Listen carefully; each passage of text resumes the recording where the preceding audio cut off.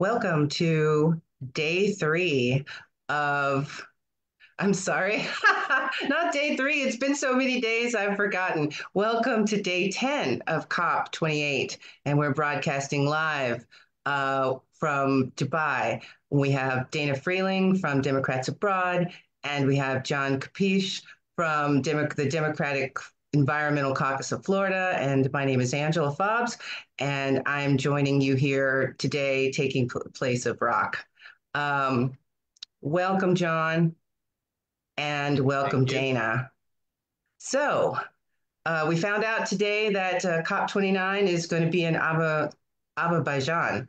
Um, how do you guys feel about that? It's another petrostate. Baku, yeah. Baku, Azerbaijan. Now I can't say it. Azerbaijan, Azerbaijan, yeah. another petrostate. It's been um, it's been challenging for everybody having somebody control the presidency of COP that has the interest of the fossil fuel industry in mind. So let's see how this one goes. What do you think, John? You know Central Asia quite Well, it's well. another of the many places. Well, it's sort of in Central Asia, but it's kind of on the west side of the Caspian Sea, and Central Asia sort of starts on the other side of the Caspian Sea with Turkmenistan. Azerbaijan is down there, towards Armenia and Georgia and the South Caucasus, um, and it's a huge. It's one of the original petroleum producing areas of the world. They started early in the game, and they were a major focus of German movement through Russia attempting to reach those oil fields. The strategic location in the 40s, in the 30s, it remains a strategic location today. So I'm sure Michael has been there. He's been everywhere, it seems. So he'll be our tour guide.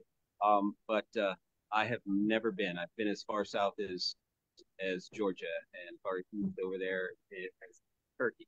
That's it.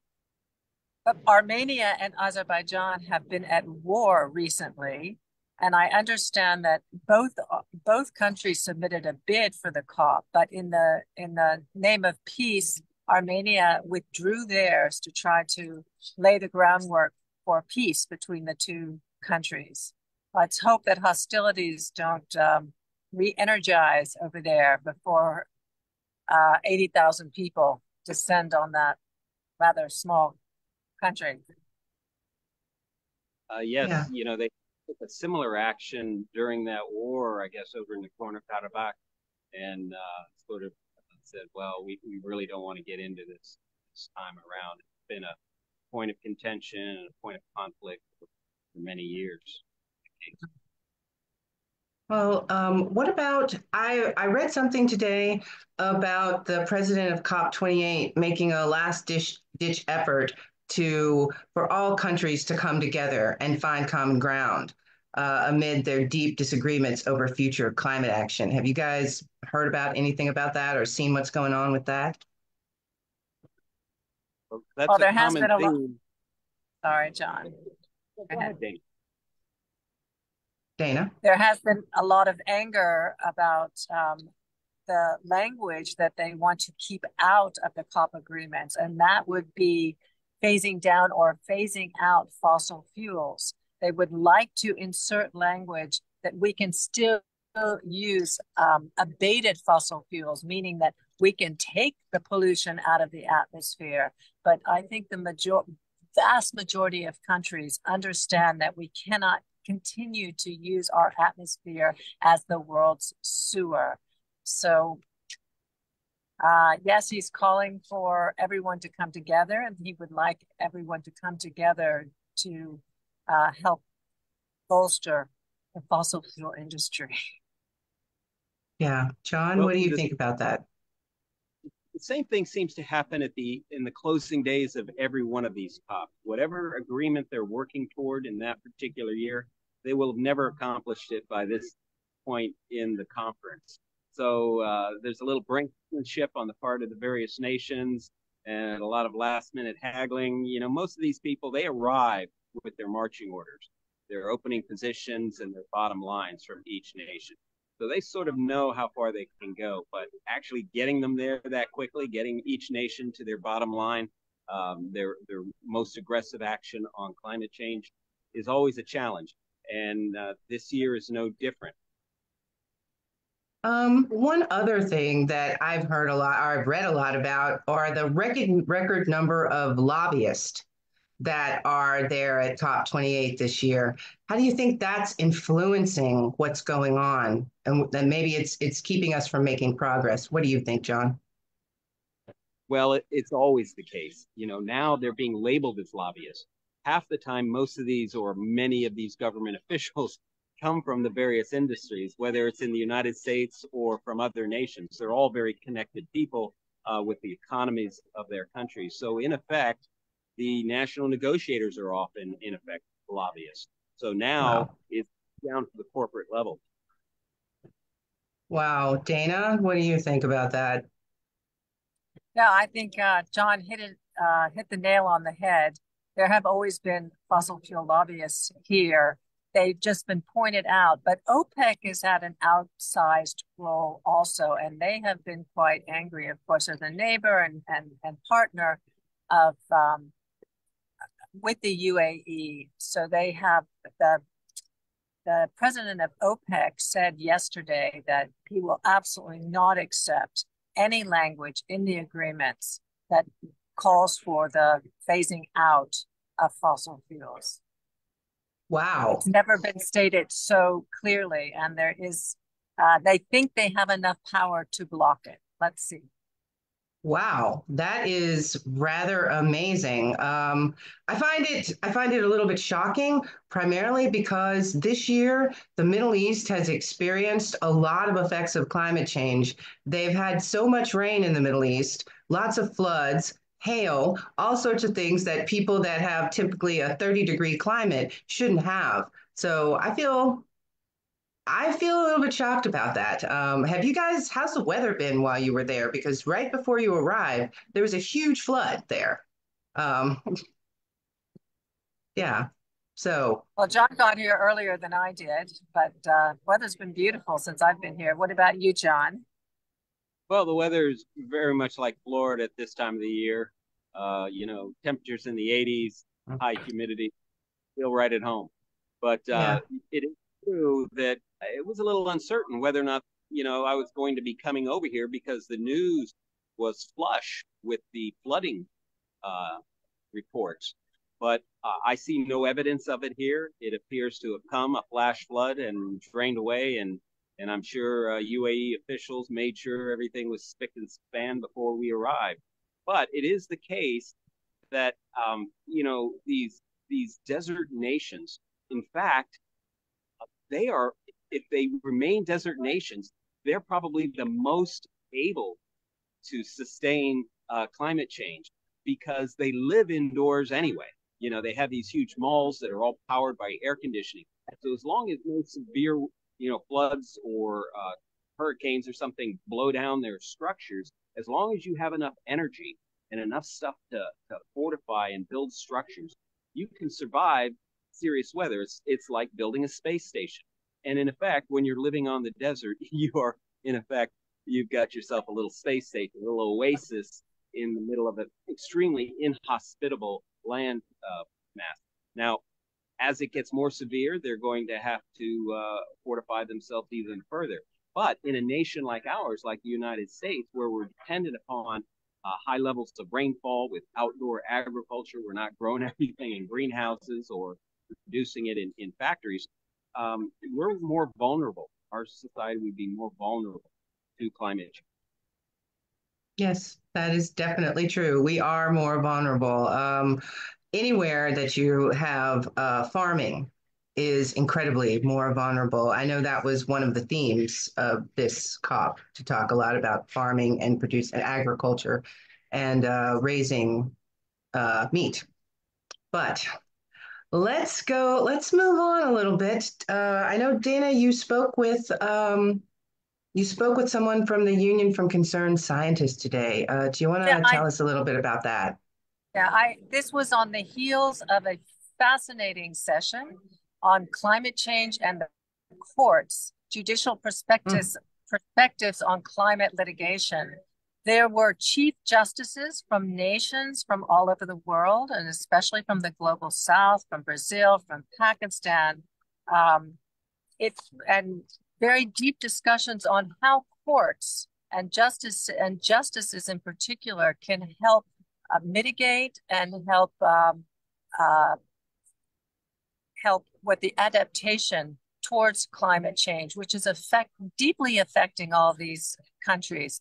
It was especially interesting to hear from Chief Justice Shah of Pakistan, who just had to help his country deal with the devastating floods in Pakistan last year that covered over a third of the country.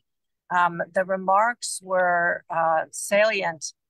They commented on how the justice system really is responsible for helping the people. It has a responsibility to nature and the people who are living within nature, and that they can be a force for helping to mitigate and helping with the adaptation.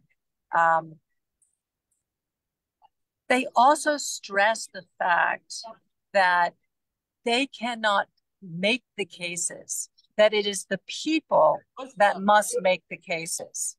And the people, therefore, need to be educated, need to understand about the issues. And the speaker that I'm going to introduce that I did a short interview with will be extrapolating on certain kinds of cases that are taking place in the United States that pose misinformation to the U.S. public in terms of what they understand and learn about the realities on the ground.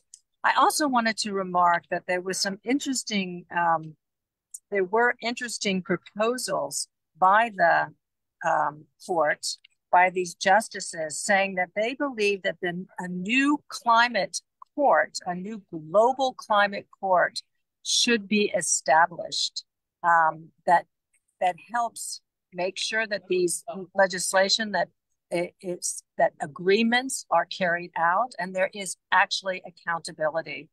And there were a lot of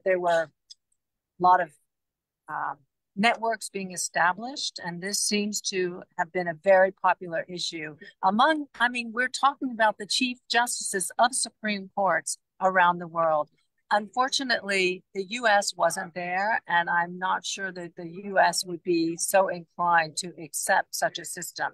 But that other countries would be engaged in it is hopeful. So just to introduce you a little bit to the speaker that I interviewed briefly, it's a short interview. It's a woman by the name of Delta Murner, and she is with the Union of Concerned Scientists and the lead science hub for climate litigation and climate and in the climate and energy program. And well, let's take a listen to what she had to tell me and our audience of constituents around the world. All right, I will let's take a listen to what Delta has to say. Hello, this is Dana calling in from COP on day 10 of COP 28 in Dubai, UAE, and I am delightfully here with Delta Murner, who is the lead science hub for climate litigation for the Union of Concerned Scientists in the United States. We have just come from a fascinating panel on climate change and courts, judicial perspectives on climate litigation. And I think that Delta has some very interesting things to share with our constituents about justice in the United States and cases that are ongoing regarding misinformation to do with climate change. And I'm going to hand it over to Delta now to share with us her perspective and her vast experience trying to deal with these numerous cases. Delta? Yeah, it's such a pleasure. Thanks so much, Dana. So, as you said, I'm the lead scientist for the Science Hub for Climate Litigation at the Union of Concerned Scientists. So based in the U.S., I do work in the U.S. and internationally around climate litigation. In the U.S., we do have the majority or the highest proportion of climate litigation is coming from the U.S. There's a subset of those cases that are particularly interesting to me, and those are cases that the governments in the U.S., so mostly from municipalities up to state level governments, are bringing cases against the fossil fuel industry. These cases are actually consumer protection and fraud cases. So they're much similar to the tobacco cases that we saw in the U.S., and they are alleging that the disinformation campaigns that the fossil fuel industry has provoked over the last number of decades has created a situation where consumers were not able to make full choices of what they were making around the oil and gas products that they were buying, and has resulted in some of the damages that we're seeing today. So in the US now, there's around 40 of these cases that are happening, and they're in various stages around the courts. They initially started about 6 years ago, so the very first ones, and they have grown since then. We have had a number of rulings around those cases, and to this point, the Supreme Court has made a number of decisions to keep those cases at the state level, which is huge. The fossil fuel industry was trying very hard to move those cases up to the Supreme Court. This is really important because it means that the communities in the U.S. who are being most impacted by the emissions from the products of the fossil fuel companies have the chance to really have their day in court around this. We are hoping that this year some of those cases will move to being heard based on their merits. And the cases that are furthest along are the case in Hawaii and in Massachusetts. But we have cases all across the U.S. and its territories. There's a number of cases in municipalities in Puerto Rico as well. That is just fascinating. I have really learned a lot from you, and I learned a lot today. And you seem to echo what was repeated again and again from chief justices from around the world today in this panel, that were stressing the need for education of the population, that people need to understand what the climate science is, and they need to understand the perils that we are facing. It's up to the people also, with that understanding, to bring those cases to the courts. Thank you so much, Delta, for joining us today and for educating all of us. And we hope that we can assist you going forward in helping to educate our constituents. Wonderful. Thank you so much. Appreciate it. Wow. That was great. She was great. And, we recently had a win at the state level. As many of you may know, there was Heard versus the state of Montana. And within the state of Montana's constitution, it guarantees a right to a healthy life. And therefore, this climate case, these youngsters were able to win their case in Montana. We also have, as we know, petitions coming up in Florida to try to protect the water, the Clean Water Act. But Florida doesn't have such a statute in their constitution. So it does differ state by state. But there are cases being brought all over, not just the US, but all over the world. They cannot be fairly judged either until judges and justices are also educated and learn to see these cases. They know the science and they're able to see these cases through a climate lens. But I think it's up to all of us to help spread the message and really bring the science to the public. Yeah, I agree. I had a conversation with somebody I know who works in the climate field recently. And she was living in the Netherlands, and she recently moved back to the United States. And one of the things that she mentioned to me, which I think is really important, is that in so many places in the United States, there isn't anything being done about climate. So people aren't aware of the language that we're using to talk about climate change. And I think it's really important to make, we need to take our language down a few steps and make it simpler for people to understand what things are, how things impact us. And when we're talking about certain topics, what they actually mean for a normal person. I don't know, John, you wanted to talk about a few things that have happened with you today or things that you've encountered. What do you Well, think? this topic of the law is very important. And I wandered over to the ABA, the American Bar Association booth here at COP 28. I was invited by Nadia Ahmed. She's a professor at Barry University Law School. And I believe she has been one of our Florida DNC members.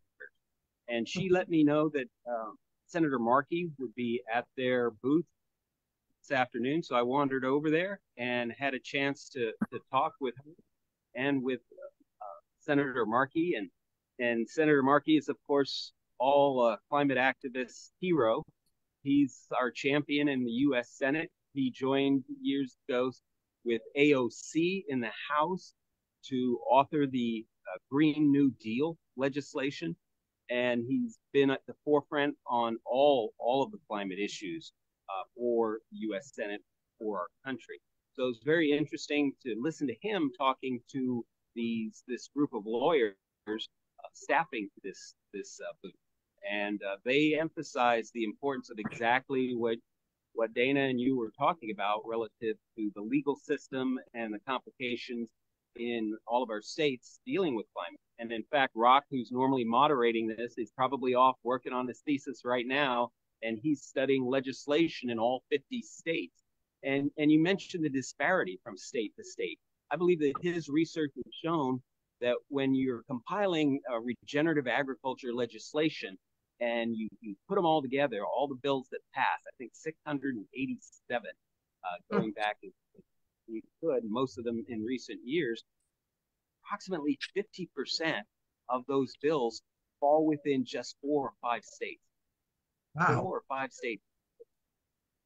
So that's Wow. remarkable. So also, Markey, I mentioned to him that I knew he was here because Michael Fiedler captured a photograph of him working some Turkish ice cream, an ice cream cone. And he said, I want that photo. And then he turned to his staff and he said, did you get that photo? Did you get a photo of me with the ice cream? And they kind of cowered and said, no, we didn't. And he says, I want that picture. So we had a lot of fun talking with the senator. Very, very pleased to meet our national climate champion. Yeah, he's really great. He visited Democrats Abroad right before COP. And if anybody's watching this on YouTube or on our Facebook page, you can find the video there from the road to COP.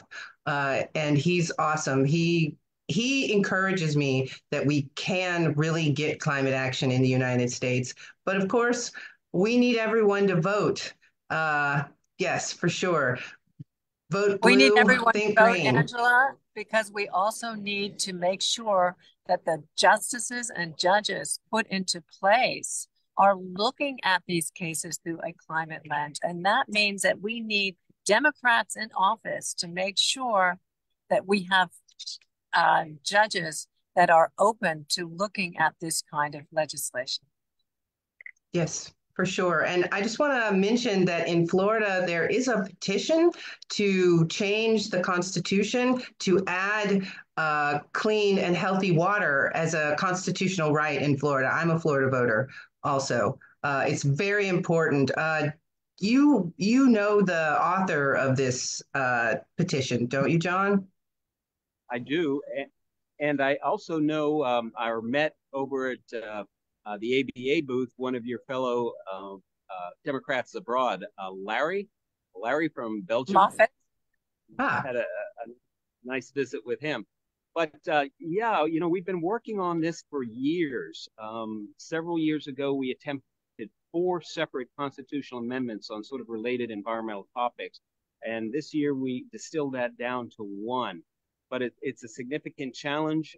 We didn't get nearly the number of petition signatures. It required 900,000 verified voter signatures to get Wow. this on the ballot.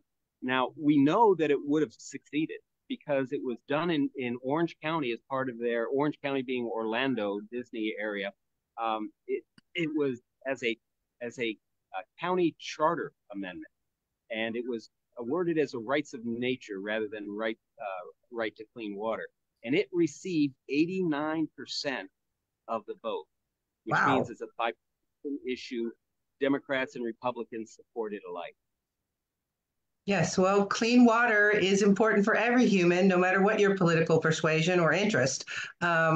And if only we could get more people to see that. The Right to Clean Waters Amendment effort is now concentrating on the 2026 election, but you could still sign the petition this year if you want to.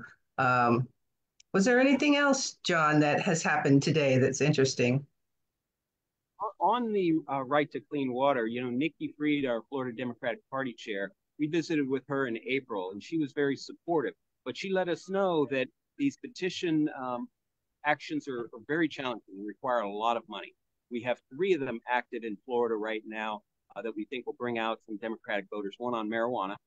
There's always, you know, working on the marijuana. And then women's health rights, the abortion issue, and then the clean water. And the other 2, the abortion and the marijuana, both appear to have achieved the number of required signatures and will be on the ballot. So Awesome. A lot of Democrats turning out. I hope so. I hope that brings out a lot of people. I'm excited about both of those initiatives. It'll make a real difference in the state of Florida, and I look forward to being able to vote on the Clean Water Amendment because it's really important that people have clean drinking water, especially in a place like Florida where freshwater sources are being contaminated regularly, and it's destroying the natural beauty of Florida. And I've been working on that since the 1980s. I'm an agricultural engineer, hydrologist, water quality specialist. So that's normally what I do.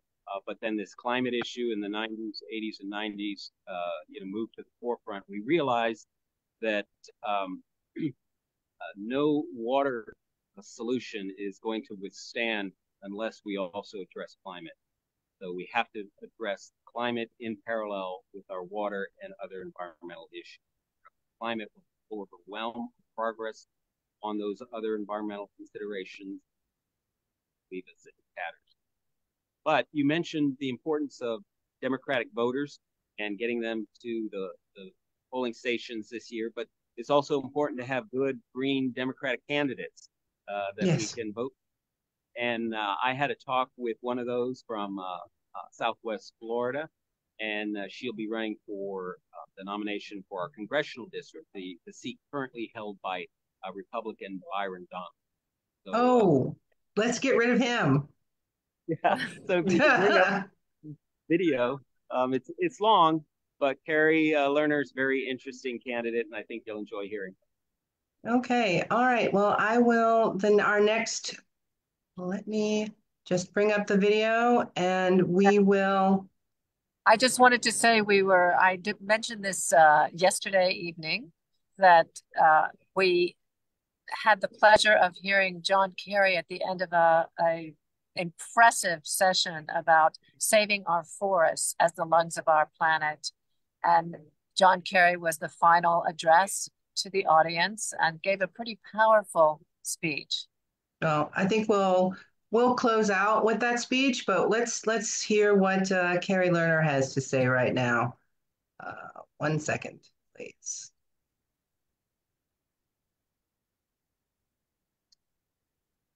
So I'm here with Carrie Lerner. She's candidate for Florida Congressional District 19 that extends from Lee County down into Collier County. And thank you for joining us here in Dubai at the UN Climate Conference, the 28th Annual Climate Conference. So, John, you are the president of the state Democratic Environmental Caucus. Is that correct? Yes, I'm serving as the president of the Democratic Environmental Caucus of Florida, but I'm right next door in Hendry and Glades County, nearby you in Lee County. I'm not in the congressional district that you're seeking to be a candidate for. You're running for Florida Congressional District 19, which I think includes Fort Myers area and down into Naples. Is that right? Cape Coral, basically over to 75 down to Marco Island.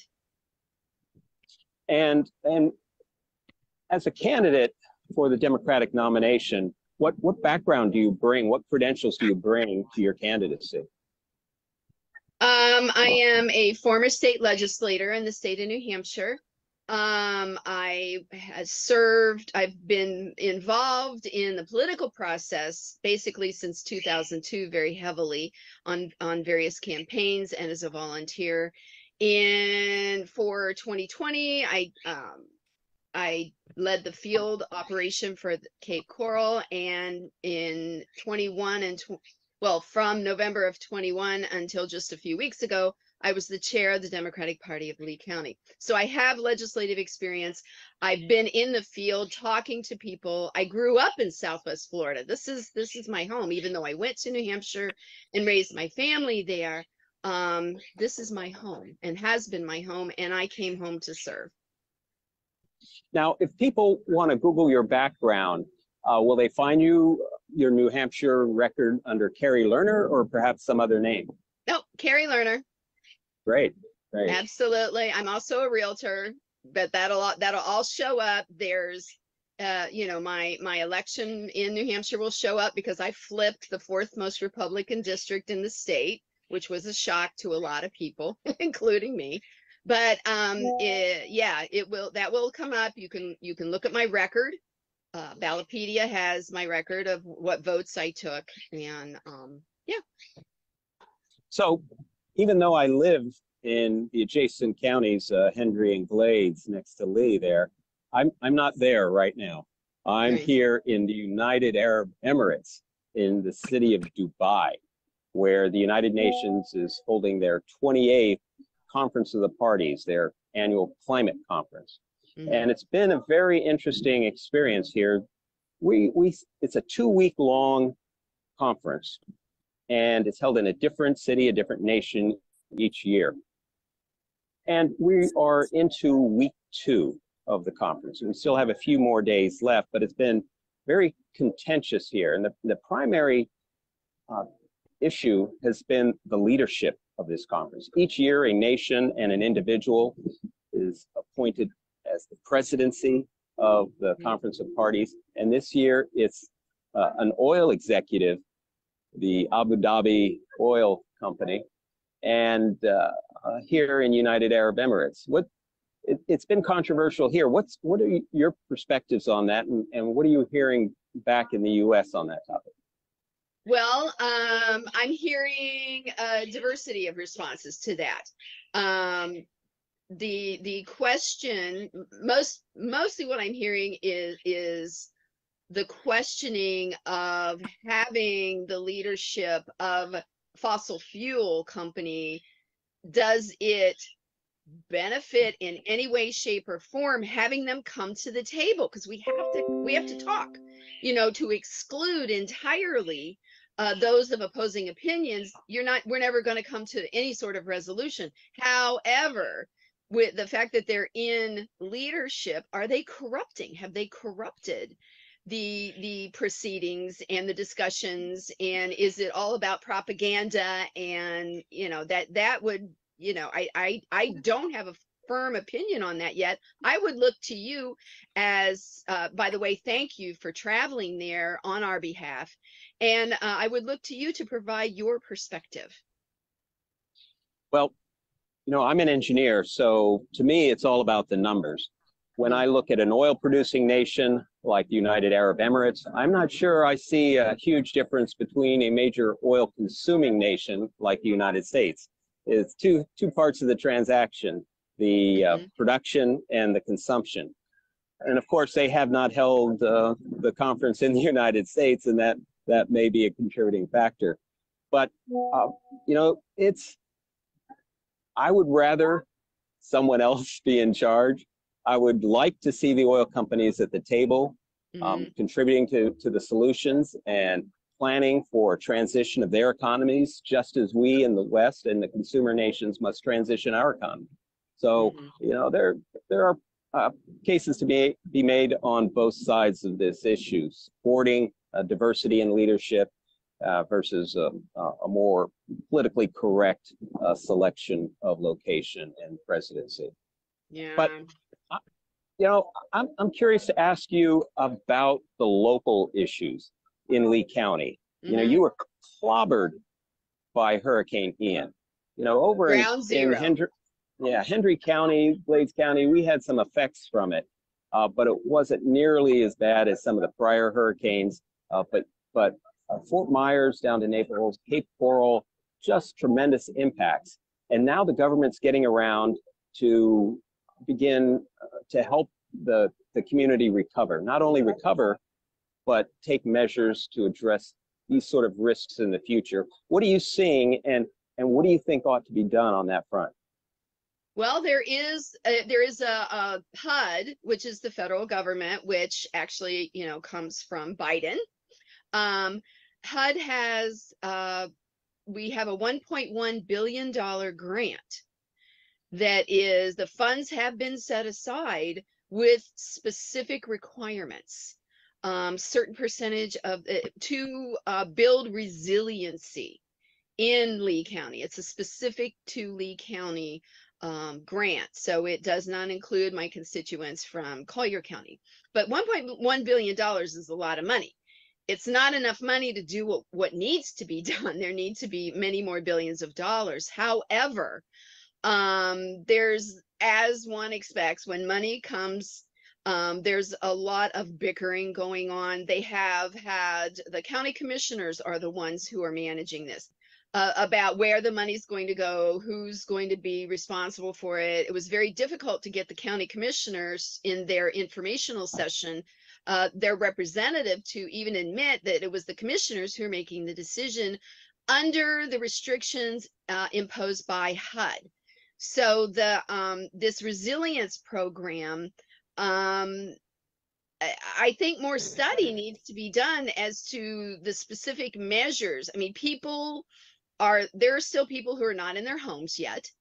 And at what point do we say, no, we taxpayers shouldn't have to pay money so that people can live on the beach? I mean, that's a legitimate statement to say. I live in Hendry County and I don't live on the beach. And why should my taxpayer dollars go to rebuilding or making resilient so that, quite frankly, rich people can live on the beach? And I think that's a legitimate question. But by the same token, the reality is we do have communities here that a lot of the time are very vibrant. They provide a lot of culture and diversity and important economic engine to our area. So there's a lot to be discussed, and I don't have the exact answers yet. And it's very difficult to get real conversations going. So luckily, none of the money's been dispersed yet. But I would encourage anyone who was impacted by this storm it's Lee Resiliency. Resilient Lee is the name. Resilientlee.org, I believe, is the website. I will verify that. But there is a website that you can go to follow what is being recommended and what is being done. I personally think a large focus of it should be our infrastructure, so that we're not just kicking the can down the road. Let's put this money into projects that are going to make a real difference in helping to mitigate what causes these large storms in the first place, which is climate change. Yes, you know, resiliency and fortifying our coastlines, that's one way of responding to it. However, from my experience, you know, over the past almost 40 years that I've been involved in climate issues, it's very clear back in the early 1980s that this day would come. Yeah. So we need to learned continue. it in high school at Cypress Lake High School. We learned about it. We were told this is what's going to happen. Sanibel will be overwashed. I mean, that was in the 70s. Go ahead.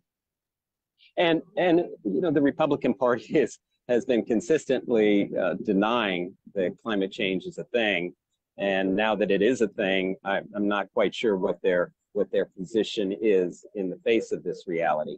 But what sort of process do you think needs to be in place? How would you evaluate the current process for allocating, making the decisions associated with this more than $1 billion? Do you see deficiencies in that process? How do you think that should move forward? And what would you attempt to implement or facilitate as a local process for dealing what resources the federal government and the state can provide to a region like Fort Myers, Naples? I think what we need to do is have solid science-based evidence before spending a penny. Solid science-based evidence from professional engineers and climatologists and folks such as yourself who've spent your life studying this issue and studying the impact that it has on our planet and is going to impact every single person. It may not impact you and me, you know, but this is going to impact our children and our grandchildren, and the legacy that we leave them cannot be one of imminent destruction as a result of our irresponsible actions. You know, the Environmental Caucus is paying attention to the state level, federal level actions on this matter, but there's, as you point out, the local impacts upon communities. And environmental justice is an important element of the Environmental Caucus's activities. How do you see that integrating into this $1 billion program? Environmental justice? Can you clarify that? Can you bring that into layman's terms? That's a very good question, because we're all wondering what that means. And typically what it means to me, or what I've observed, our Vice President, Judy Freiberg, down in Collier County is dealing with that right now, where there's a minority community that was flooded out, and there are discussions of federal dollars coming in to address it, and having a difficult time getting that community together and assertive in the forums where the decisions are being made. So the folks with the $1 million homes on the water, they're pretty good at showing up and letting people know what they think. The other folks who are off working all day, every day, don't necessarily have time for that. And there's not necessarily advocates for them. And to me, environmental justice means these folks need to have advocates at the table where these decisions are being made. Well, absolutely. And that is one of the reasons that I'm running for office, is I feel that in these environmental issues, as well as healthcare issues and other issues across the board, that the current representation they have is not representing the best interests of our people. There, you know, the focus is on things that have nothing to do with people's day-to-day lives, and this is impacting our day-to-day life and will only continue to increase that impact. So it's very important. I believe, as I said, that's a main reason for me running, is to be the voice for those who don't have the bandwidth in their daily lives to go out and have this fight and even have this discussion. No one's looking out for them. It's all about the money. It's all about the money. And, you know, there are plenty of memes that show, you know, you can't eat money, you can't drink money, you can't breathe money.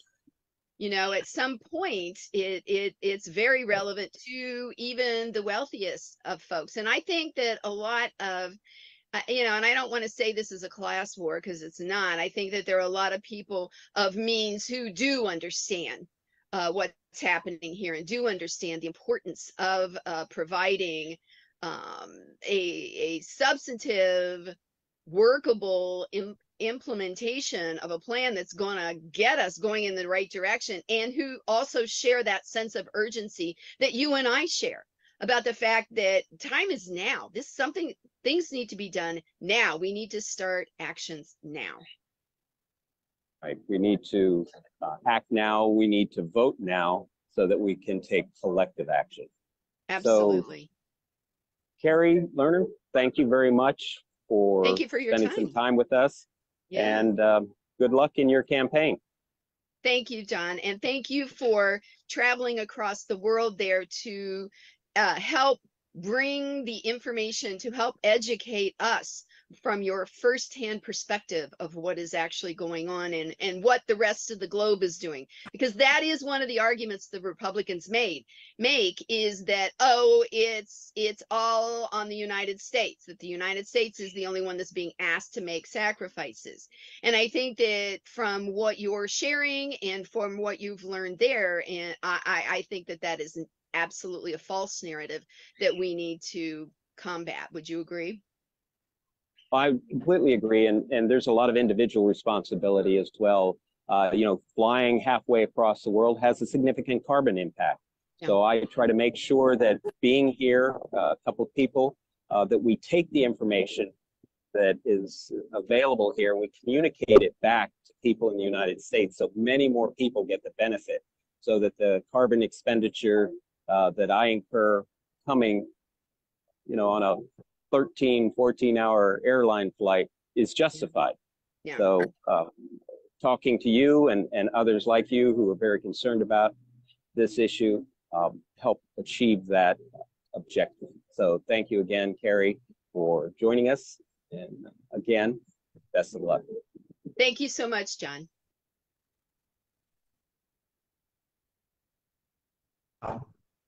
Terrific. What a great candidate. What a great candidate. Terrific. Yeah.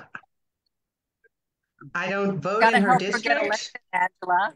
Yeah, for sure we will. I don't vote in her district, but I will definitely, I'm on a team of Florida voters who encourage voters in the state and outside of America, U.S. citizens outside of America to vote. So we're definitely going to be rooting for her. Thank you for including this interview in today's broadcast. We have just a few more days here at COP. Sometimes it extends beyond the 2-week deadline, so we may be here after the 12th. You just never know how these negotiations are going to drag on or conclude. Yeah, that's what happened at COP27, wasn't it? It was like at the last moment that they came to agreement. So let's hope that continues, that trend continues. All right, we are almost at the end of our time. Before we go, is there anything else that either one of you would like to add? Dana, do you have something you would like to add before we close out? There was one issue that a session which I attended, which doesn't get talked about much here, surprisingly. And I'd just like to end on that note. And it was on the migration of peoples. And it really addressed how climate change is and will continue to severely impact the migration of people. Climate migration, of course, that is exacerbated by wars going on in the world. But as islands sink, as regions are adversely affected from droughts and floods and fires, we have to be prepared. Local legislation, national legislations, and the world community has to be prepared for the migration, huge migration of people to flee these devastated areas. I think that's going to be a topic in Azerbaijan at the next COP, because in the early days of this meeting, I attended a session where the Azerbaijani representative was speaking in a small group, and he was talking about how the rainfall impacts were causing their farmers to have to abandon their rural farmlands and move into the cities, and it was causing severe hardship on the nation. So it's happening in many nations. and Azerbaijan in particular, not cross-boundary, not from nation to nation, just within the nation, from the rural. I hope that it gets greater visibility and that it is addressed with a more focused lens going forward. So those are my last thoughts for today. Yeah, on that same subject, I just want to say that I think that that's something that in the United States that we really have to consider. And I don't mean necessarily people coming from other countries, but that we might have to relocate people in our own country. Right. Because of the impacts. For sure. As far as my last thoughts, I'd like to thank you, Angela, for stepping in and moderating this Zoom event. We appreciate it. You've done a wonderful job. We do. She's always a star. Well, Rock will be back tomorrow and I'll be in the background. So that'll be great. Thank you, everyone, for watching today. And we're going to close out with John Kerry's speech, and then we'll see you tomorrow on day 11. Wow. 11 days. I can't believe it seems like you guys have done so much. I know you'll be exhausted by the time you get back. For sure. So we're going to close out with John Kerry, and then we'll see everyone tomorrow. Thank you, Angela. My esteemed pleasure to welcome our closing speaker who will wrap up this hour and a half together. It has now been 3 years since the Glasgow COP, where His Excellency John Kerry, Special Presidential Envoy for Climate of the United States, has been actively involved and showing great leadership. I would like to honor you and bring you to the stage now, Special Presidential Envoy Kerry. Thank you for joining us.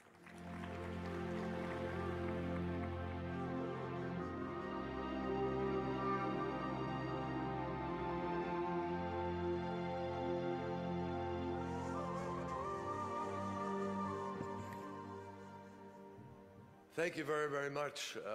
I probably now got more power than I've ever had because I'm all that stands between you and dinner or getting out of here.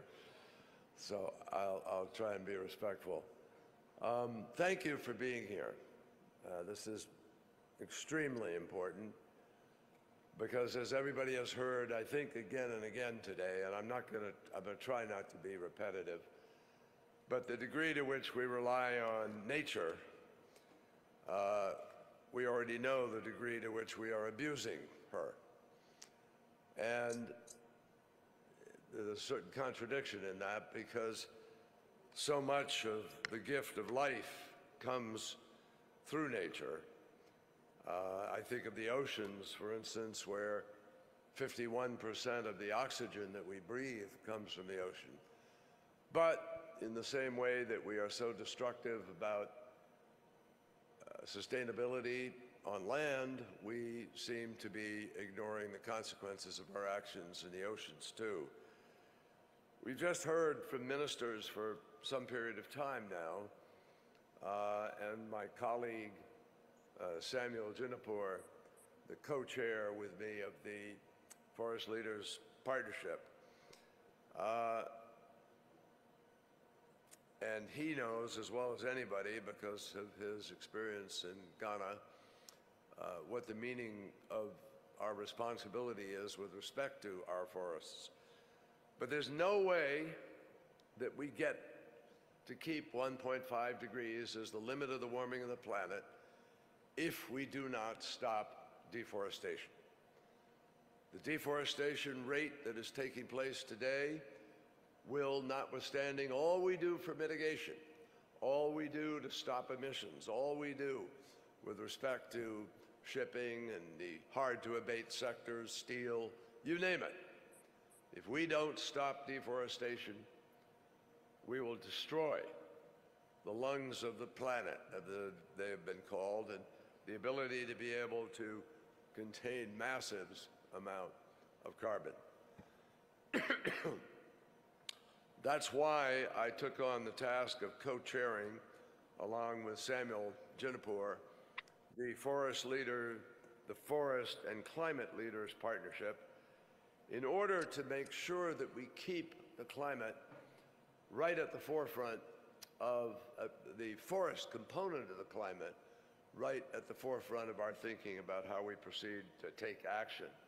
Now, I know you heard already today, because my terrific staff has informed me that you've heard about the high integrity forest carbon markets, which is a critical component of this effort. And I just want to say very quickly that the U.S.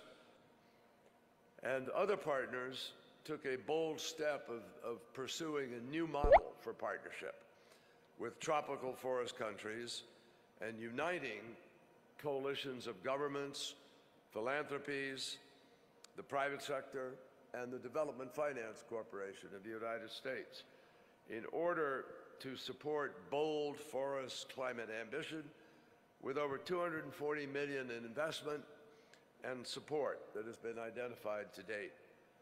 Now, obviously, you all know that a lot of action is happening outside of the FCLP also. Costa Rica and Ghana have signed the first transactions under the LEAF Coalition, representing $60 million in committed finance, and it's a signal that's meant to be sent that this model of public-private partnership can unlock finance for high-integrity RED plus credits, and that together can deliver. 14 of the largest agricultural commodity companies committed to the agriculture sector roadmap to 1.5 degrees at COP27. And they delivered a science-based target and new commitments to zero conversion. And that was put forward through Archer Daniels, Midland, and Cargill. Brazil and the World Bank have raised a proposal for an innovative financing approach that would complement forest carbon markets and provide private sector investment and other programs. And I announced earlier with Minister Haddadi of Brazil plans to work with a range of partners to support Brazil's very ambitious ecological transformation plan. And we are planning to support the Brazilian state of Parás plans for full cattle traceability. I mean, it's amazing when you think about it, tracing every single cow, which is absolutely possible, and it's going to happen. And those steps complement announcements that we've already made earlier in the year, including the first obligation of resources to the Amazon Fund. We are also building on decades of work by USAID and the U.S. Forest Service and the major investment in forest land and use programs by our Development Finance Corporation. In addition to that, we have joined a number of countries in endorsing the joint statement on climate, nature, and people. But as all of you know, that's a statement. Those are words. And the money that I just announced, in the millions, but only beginning to scratch the surface of what we need to do.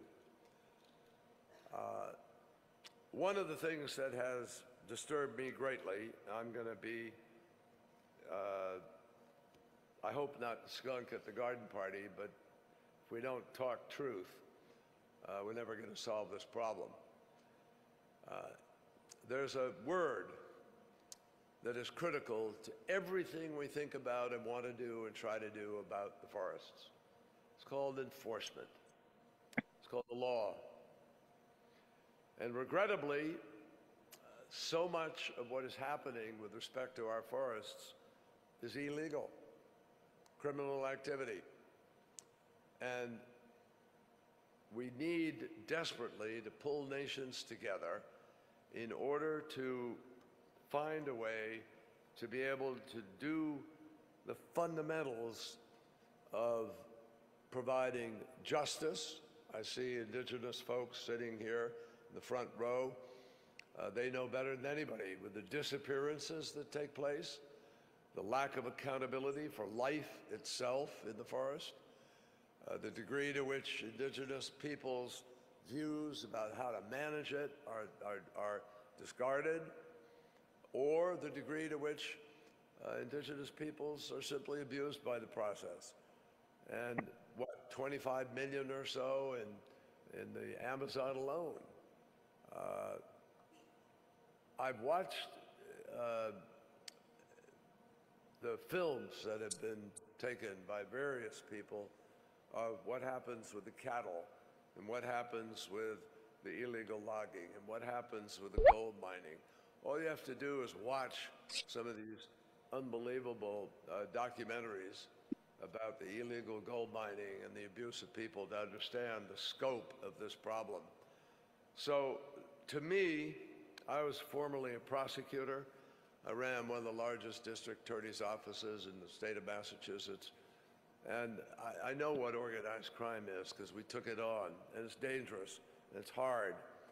But we will not solve this problem unless we shed more light on the problem itself, unless we create transparency and accountability, and unless we hold governments and political people accountable to the truth. That is essential in this task. You can't tell me, I've been to the forests of Laos and Cambodia and Thailand and Indonesia and various parts of the world, and I've flown over them and I've seen the masses of clear cutting that's taken place. And you know, all those logs, they don't walk out of there. They don't invisibly disappear and somehow get to the marketplace. They're trucked and they're put on ships and ports, and they go from those ships and ports to principally a few places. This is not that complicated.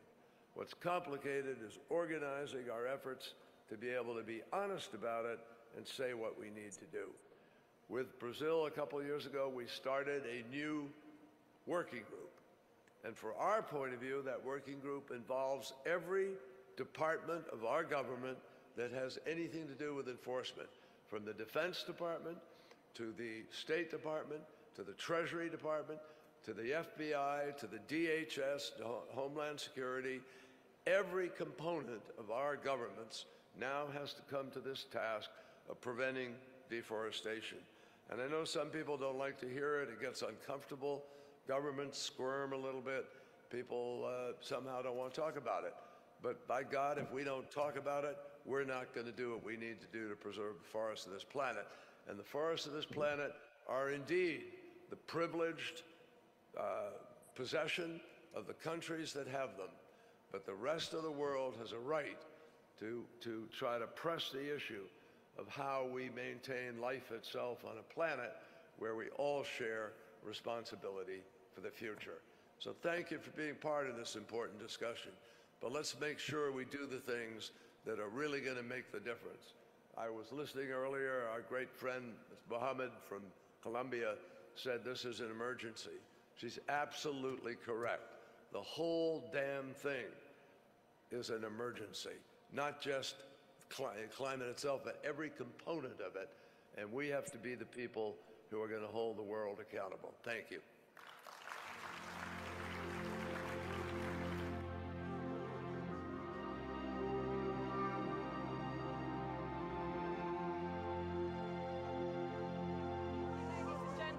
That concludes. Powerful stuff. That Good was note to end on. amazing. Amazing. So on behalf of our two teams, the Democratic Environmental Caucus of Florida and Democrats Abroad Environmental and Climate Crisis Council, I just want to thank everyone for watching, and we'll see you tomorrow. Good night, Angela. Good night. Good night.